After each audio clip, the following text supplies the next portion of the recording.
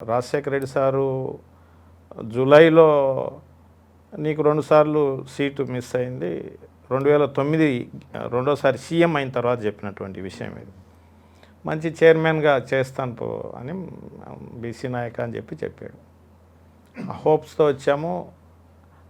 ఆయన సెప్టెంబర్ 2వ తారీఖు ఎప్పుడైతే ఆ ఇన్సిడెంట్ జరిగిందో అనాథలం అయిపోయాను ఒక రకంగా.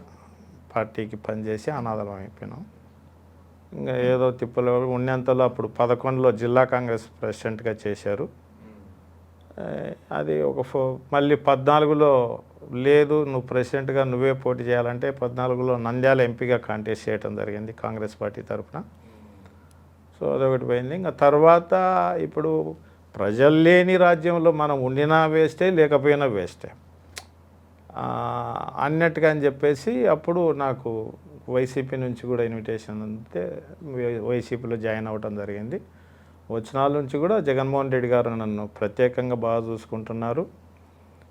పార్టీకి లాయల్గా అట్టే కష్టపడుతున్నాం.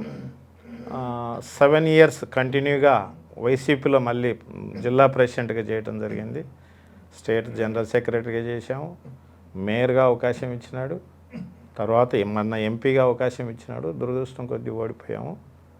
మళ్ళీ ఇప్పుడు స్టేట్ అఫీషియల్ స్పోక్స్ పర్సన్గా చేశాడు. ఇది నా రాజకీయ ప్రస్థానం.